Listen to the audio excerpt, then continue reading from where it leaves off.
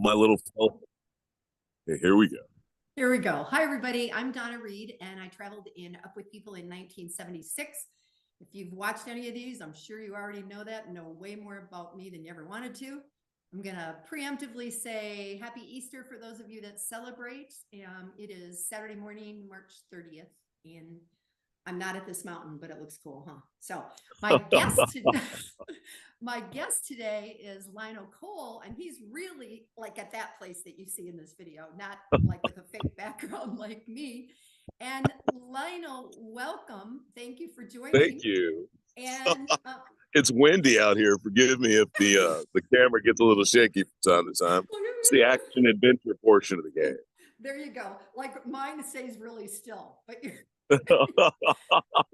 moves around. So Lionel, sometimes I come into these and I know something about somebody, but I don't know anything about you except that John Fidinich, whose name I always mutilate, asked me and kept saying, interview Lionel, interview Lionel, interview Lionel. So here we are. Well, thank you, John, first of all. John has been incredible. John's one of the few people in my life who didn't care who my family was or any of that stuff. He just liked me for me. That's awesome. So tell everybody when you traveled in Up With People and maybe how, like, did you see a show or how you even learned about it? So I was working at the State Department in Georgia for Max Cleveland, about to graduate from high school. And a friend of mine, Parker Johnson, traveled in '86. We went to high school together. I was kind of patriotic and very civic minded. And I just anyway, I was gonna take it. I was unhappy. I gotten into Northwestern and all these other places, but I just thought I needed some time. And Parker came to me and said, "I think you should do Up." And I'm like, I have no idea what that is. And a guy who became my mentor, Lindsay Hopkins, and Lindsay came to me and he says, "Look, I've already paid for you. I really believe in you.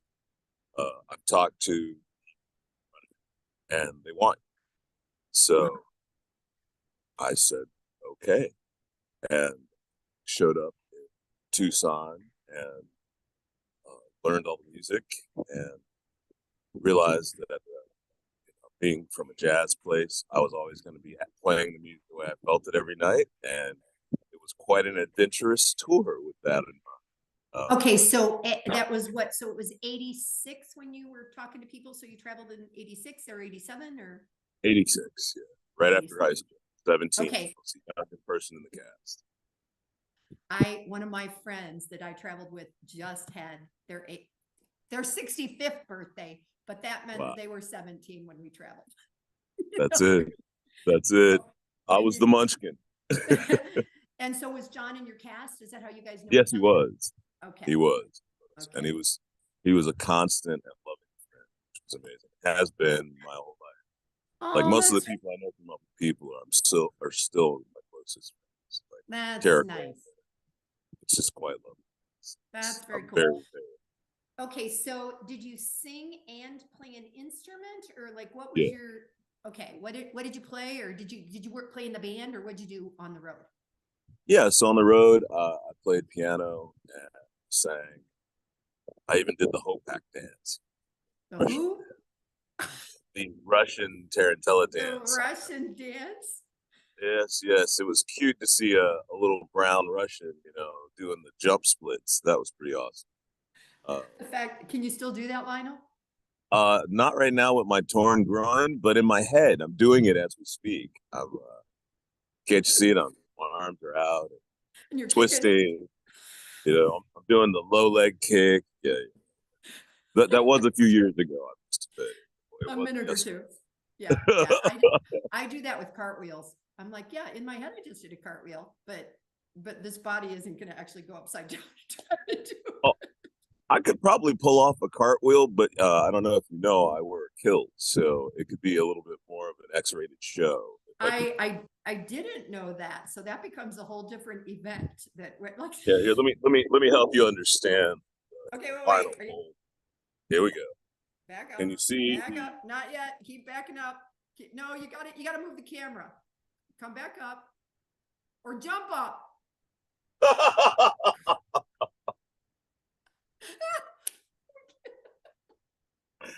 How's that? Well, I barely saw the kilt, but so tell Wait, me. hold on. Since this is all real, right? We'll just do the. Yeah, yeah. Here's all real. here's the. There you go. There's the. Ah, all right. And why this attire? Well, first of all, because of the way you said, "Oh," that's I love making people go, "Oh, what is, why is this happening? And why do I feel so strangely nice about it?" I love that moment with people. My last name is Cole, and my first wife's name was McCulloch, and Cole is Clan Kylie. And so I have these two beautiful McCulloch Cole kids, and I thought that they should see everything they are, the McCulloch and the Cole, right? And it's three reasons, really. Three reasons. The second reason is that, the kilt's been around forever. Like the Egyptians, the Russians, the Romans, the German, everybody's worn it, right? But the tartan, especially, came from Africa. And it came up with Hannibal, during the first kind of United Nations thing. That's why, the same thing that the Sunnis and the Zulus wear is the same thing that the Scottish wear, right? So I love telling that historical story. And the third reason, and it's probably the most important reason, is when I perform, I'm a big sweaty black man and I need the air conditioning. So it's nice to have. See, that's why women like skirts in the cars. You guys have been getting away with this for so long. It's like so not fair. Dudes, I'm telling you, there's nothing more comfortable than a kilt.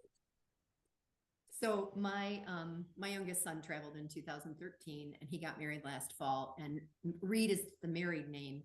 But it's part of the Robertson clan. So when I was in Scotland a year or so ago, I knew at that point my son was going to get married and that my other son was going to do the wedding. So I bought them cufflinks for the clan to wear, and then I bought myself a little scarf because they were getting married in Denver, and I'm like, oh, it's November, I might wear a scarf. Wow. So, that's really cool. Something like that's really cool. What's super funny is that Caleb, the one that got married, he has a lot of dressy things. Adam, the one that did the wedding, not at all. He's like, I have to have a shirt to put these things. What are these clasps things? I'm like, put a hole in some cuff. Like, Adam, I don't care. Whatever you do, if that's what you have to Rip off a button.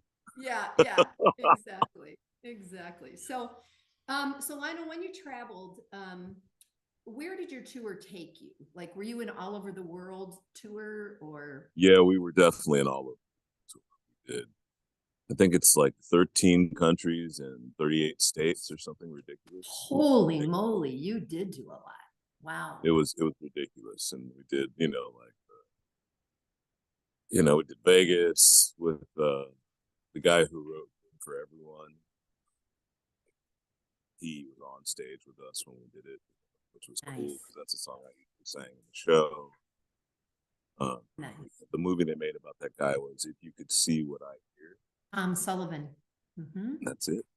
So it was amazing. I got to perform with him, and who else was there? Jimmy Stewart came to talk to us. I stayed in Change in Wyoming, which was kind of fun. I really had an amazing tour. Stayed with the Duke and Duchess of Monfort. I stayed in Gallup, New Mexico. I stayed on the Indian reservation. On the res. That was the first town that we did when we left Tucson, was Gallup. Yeah. It was intense, man. That was, I knew poverty. I've seen it. I knew it, not really directly because my family was so powerful, but to be sleeping on the floor of an adobe hut with a family that expects you to eat all the food that they give you, which is all the food for the family. Like part of the culture, that's the custom, Yeah. Trying to find a way to be polite, loving being, and share some food with the hungry kid. Yeah. When parents were looking, this is the first time I realized, despite where we're from, there's room for kindness if you're a little clever, you know. And if you're going to be a clever person, you might as well use it for kindness. I think that for me, that experience was in Saltillo, Mexico, because it was one of those putting all this, I think they kept 3 of us and we're putting all of our suitcases in their tiny little car. And there were 9 kids and I literally have no idea where they slept because we had the room, you know, and maybe they were at friends, maybe they were on floors, maybe I don't know. And I remember thinking the same thing, you know, Right. wow, you know, there, what is it? There'll be room for everyone, right? That's what, Indeed. that, Indeed. yeah. So Yeah. very cool. So was there a place that you went that you absolutely would love to go back to that you haven't been to again? Oh, I mean, as a professional entertainer, I guess I've been almost everywhere that I'd been before, and then more. It's amazing. What I can say to that is that, I mean, I guess I did my first professional show at 6, right, for like equity acting job, right? And Wow. like ABC national TV show when I was 9. So traveling, doing all that wasn't new to me. Um, Okay. this desire to always stay in other people's homes, which I still do this moment. Like the tour I was on last, even when I got to the promoter's place, I'd stay at the promoter's house instead of in the hotel. You know, I really enjoy still integrating into other people's lives and learning the community from the inside out. And I usually do that by gifting something. I'm hanging. The last people I was staying with on Shelter Island, which is a place I spent a lot of time, about 20 years of my life she has dementia. And Oh, so I was really lucky to spend some time with her and have her make a new friend. And about 7 years to the date when I met her, her husband sadly had killed himself. And, you know, like right in front of the whole thing. She eventually put me in the room, lit a candle, made a nice little space for like all the treasures that he left her. And said, "Look, I know as you're losing yourself, you need to have something to remember, touchstone." You know, so I set up this little table and where all the stuff was, and told the home health care person and all my friends who talked to her, "Here's what she should do." Now oh, I'm on to the next adventure. You know, one of my dearest right. friends, his wife has Alzheimer's, and we're gonna make a beautiful record for her. So it'll be a touchstone. Like that, the upward people part of me just won't go. You know, I, no matter how many people I've worked with, like I've worked with Mariah Carey and Robert Downey Jr. and all sorts of people. And when people yeah, Wikipedia I am on the page, so they'll get that whole story. But it's really, really encouraging to still work inside, you know, yeah. and help strangers, you know, just people in need. It fills a very big. I I think it's fascinating to hear you talk about that because in the current Up With People and when my son traveled in 13, it was a different experience. They were still in homes, but a week at a time instead of 2 or 3 days. And I recently met someone who is a travel blogger, podcaster, I don't even know what you call it, who's probably got 5,000 followers and he would never stay in somebody's home. Never. He like Wow. he can't even wrap his brain around that. And for me, that's fascinating because for me, that when I go, that's what I want to do. Like I want to experience, and it's great to see the things. But like I was the last time I was in Brussels, she goes, "Do you want to go downtown or anything?" And I'm like, "No, we've been there like 5 times. I don't care if I go down." You know, I just Yeah, want to experience life. So it sounds like, and that you either loved that end up with people or you didn't, right? this is It true. was This is true. This is one of true. those things that were You know, either part of it. Yeah. Up with So. People was a good place to find oneself, Mm. to actually have a bearing. And for me, as opposed to a place I've been that I'll never go, maybe a place I'll never go. There was a town in where were we? Somewhere between Cheyenne, Wyoming, and someplace I can't remember. And someplace. Yeah, you know, it was way too many, you know, cities, and we were driving into the city, and there was this giant billboard, first thing you'd seen for miles. The billboard goes, "Coming to whatever the city's name, let's say our town, right? Nat King Cole's nephew, Natalie Cole's cousin, Freddie Cole's son, Lionel Cole, and Up with People, right? Then I thought to myself, I'm never coming back to this town again. I don't ever see my life depicted like that again.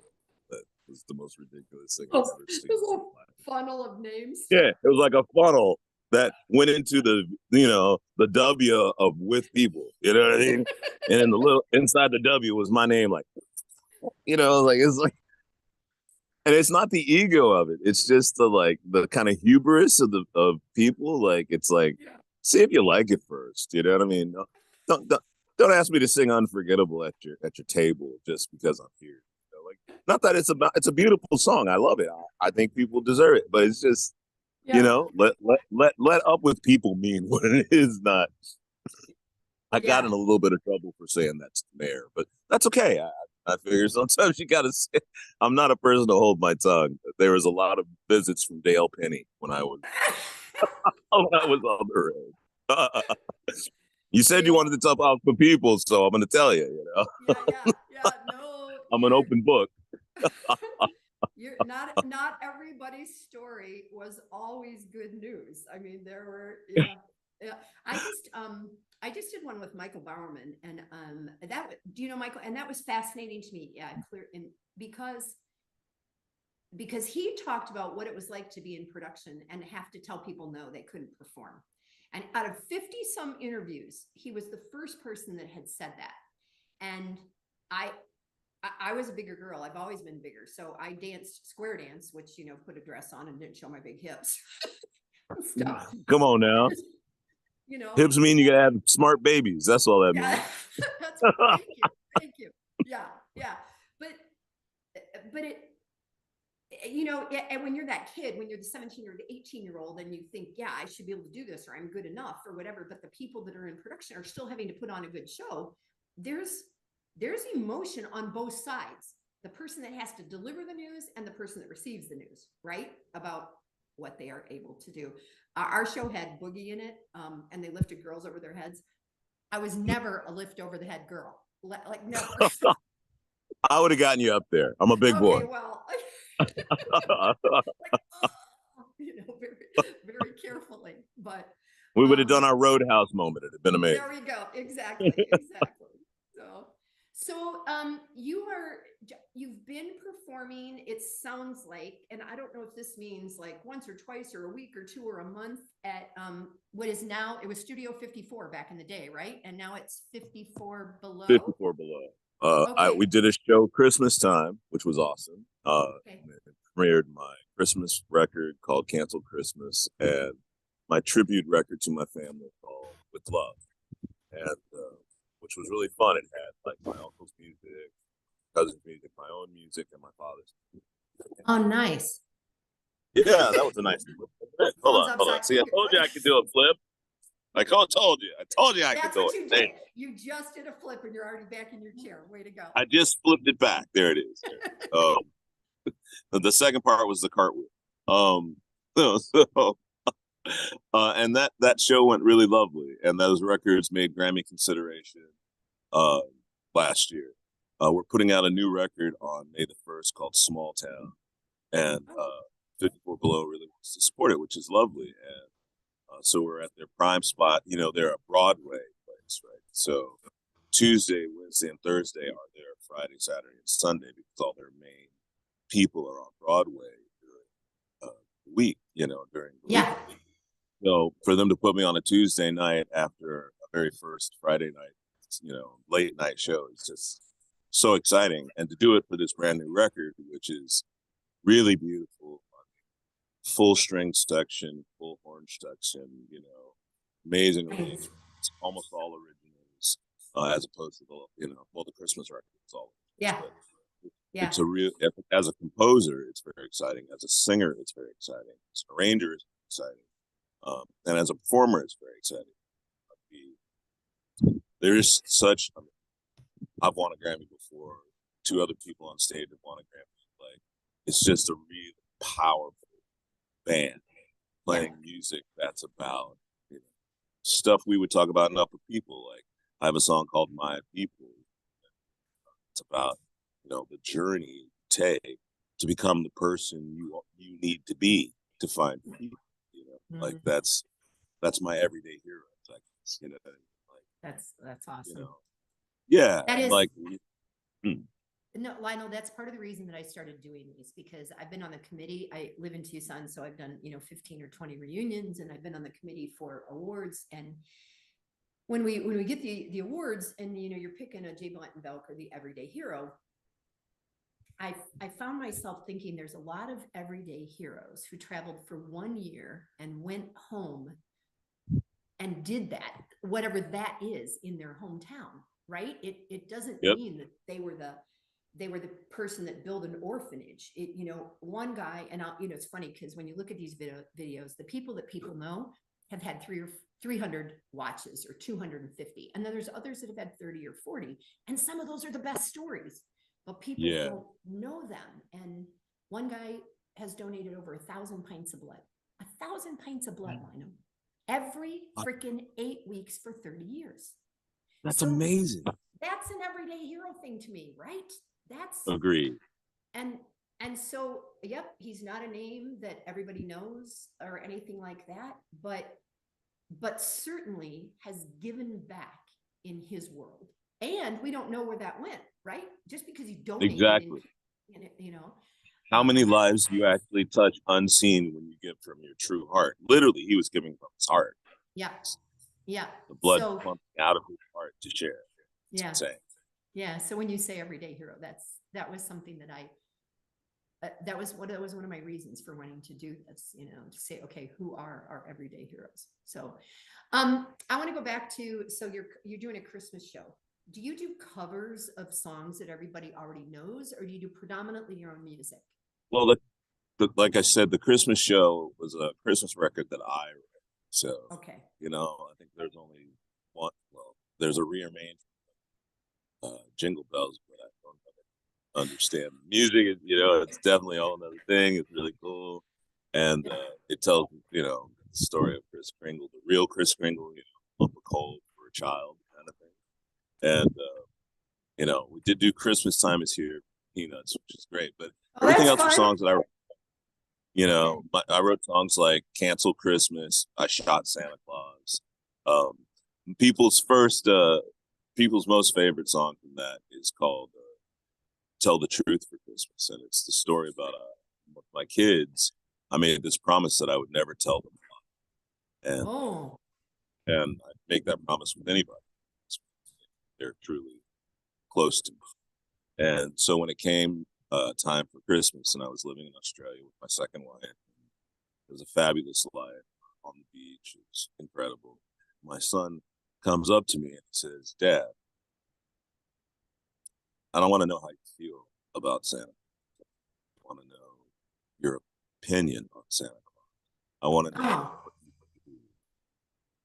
And so I wrote a song about that. It's online. It's called "Truth for Christmas." It's really tell the truth for is it Christmas. like And like Spotify or YouTube, or where would I oh find yeah, it? all of it. Okay. It's on every Okay. platform. Okay. It was nominated for, or not nominated.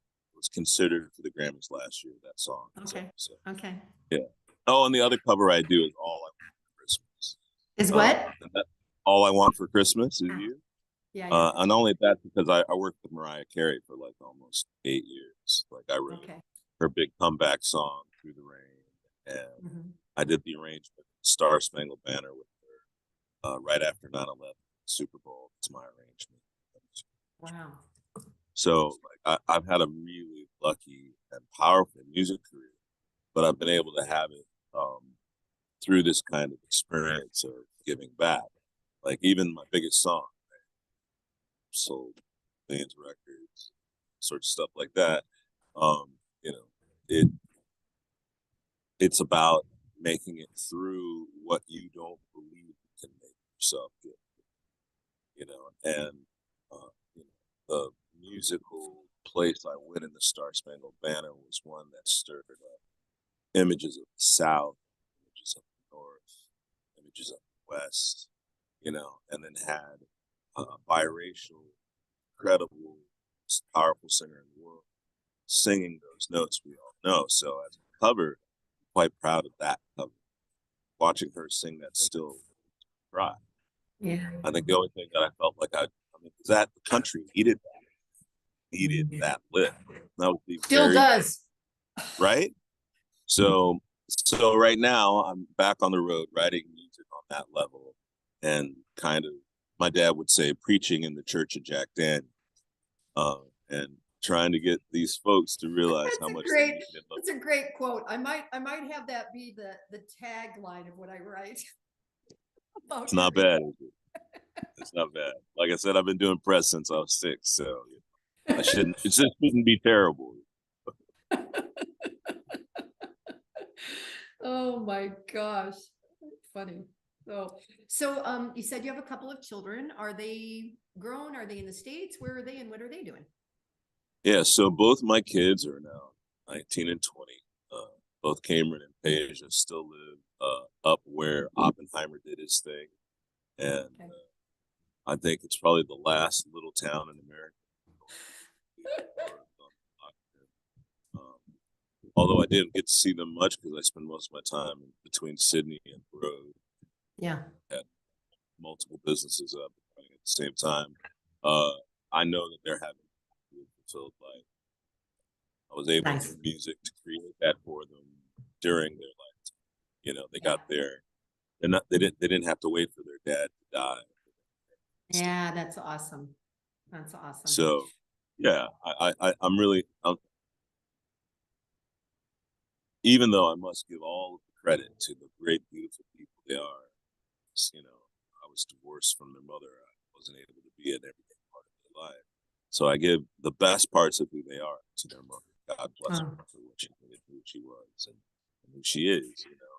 But it's beautiful over time to see whatever impression that I have inside their life, that I get to see, notice that they've seen some music. It's nice to see that their soul is still so shiny.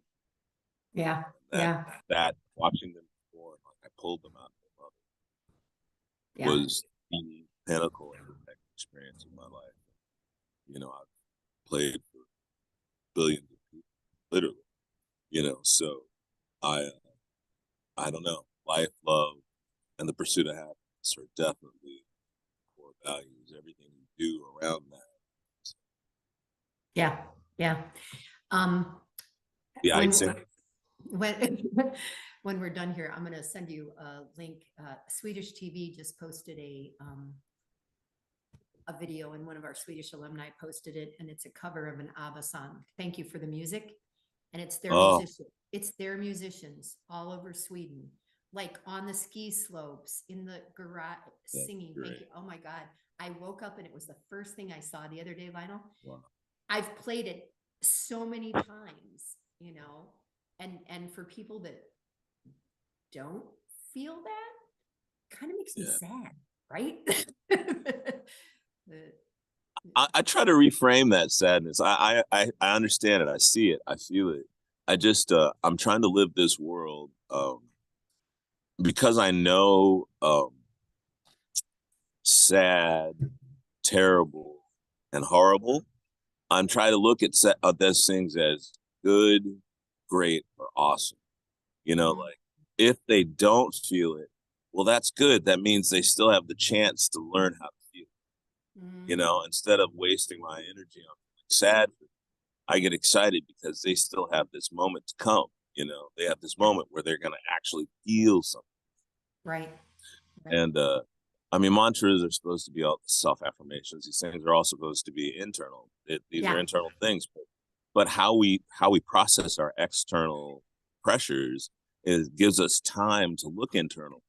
Do that. So I figure asking myself that set of questions, you know, to everything. Like, you tell me take a breath for a second, and then I answered. It's like that's something I'm really working. Like, just really, if we're gonna live in a revisionist history kind of world, well, why don't I revise my own history to reflect the most beautiful parts of the things that I've done, whether they be great, noble, or terrible. Yeah. You know, and write a story of me that supports the me I am right now, which is open, thankful, grateful, and, you know, really, really happy to share. Yeah. Yeah. That's awesome. So, do you ever come to Tucson or Phoenix? It's been a long time. The last time I was there was with my dad. We played, what's that square place? Was that Scottsdale? The Scottsdale. M&M. Yeah, you probably were in Scottsdale. Okay. Yeah. Yeah, in fact, you probably saw my uncle Ike Cole out there if you've been there long. Well, I'm He in was. Tucson, and so I don't see as Oh, much. that's right. That's in- Scottsdale. Yeah. Scottsdale is a bit closer Yeah. to. Yeah. That's it. But No, I haven't been back to Tucson much. I've got family in Scottsdale, but I haven't been back to Tucson much. they always, they have a big jazz festival and stuff like that. I just was thinking about Mount it. Lemon. Yeah. Yeah. Yeah. The picture All behind right. me. Well, why don't you feel free to forward my information to the jazz festival? That's Yeah. Yeah. I was thinking about I that. approve of that commercial. And I next the next show down at Centennial Hall is Hairspray, and the young man playing Seaweed traveled in 2013 with my son and some other No kids. way. Yeah. So he just saw it up in Denver, and I messaged Caleb and I go, "Is it coming to?" And he goes, "Yeah, he's in the show through the end of June." So that'll be kind of fun to be able to catch that, and it's fun to see the alumni, the children of alumni, not, and it isn't always music, and it isn't always theater, and it just to see the lives evolve. And as I've been doing these, clearly those of us have lived longer, have longer stories. It's kind of like writing your memoirs when you're 20 versus when you're 60, right? It's true. It's true. It's true. Yeah, the story has changed. But I love that, for me, that I have a son that traveled, and that I get to see the continuation of Up With People in people's lives and where they've come from. And when you talk about where your life started, when I joined Up With People, was from a little town where my mom and dad were married 40 years, and I felt like we were financially fine, and I got along with my brothers, and I got good grades, and I just thought everybody was going to be that way. And then the world showed up. Yeah, then the world showed up, and then you start living in other people's homes, and you're like, holy cow. And I had just turned 18. So like you, I was quite Oh, young. so you really understand. Yeah. Yeah. When, It's hadn't even done the college thing yet, so yeah. Yeah. Well, is there anything, final words that you would want to say to, maybe kids that were thinking about Up With People? There's so many more options, there's gap years, there's this, there's that, but any final words about how Up With People changed your life, affected your life? Yeah, you've talked a lot about it already, so I give you that. But well, I'm going to give you a two-part final answer, right? First of all, thank you for having me to just thank you, express sister. myself, share my goal. I appreciate it.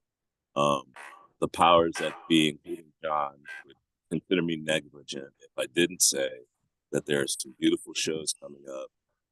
May 14th at the 54 Below Lionel Cole Experience, doing Small Town. That's Also neat. doing it at Tacoma Station in Washington, D.C. on the 12th.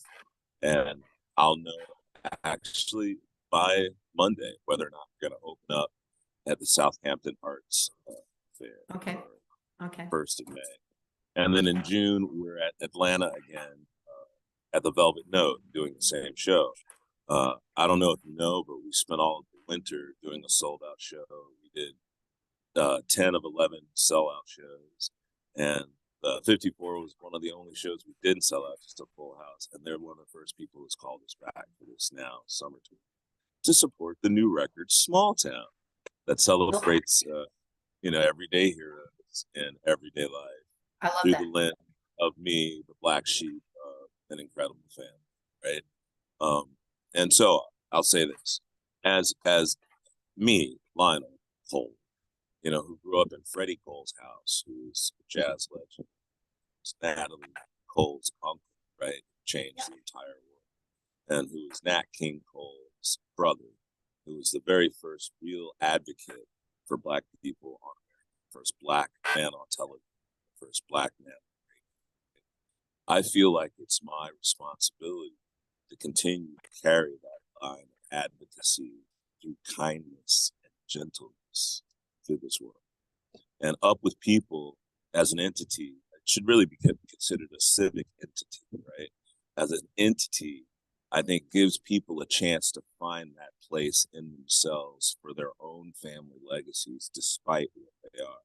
Whether it's a hardware store that your family's owned forever, or it's a musical legacy, it's on us to carry on the dreams that brought us to this moment and share them with as many people as possible. And an Up with People experience gives you the tools to do that by any means necessary. That's awesome. Whether you have to do it in a car or in someone's couch or in a mansion, you're the same. And that is what makes it happen in the world. Boy, That's what it gives you. I get that. All right, listen, I'm going to wrap this up and I'm going to ask a favor of you if you can, because I have the free version of Zoom.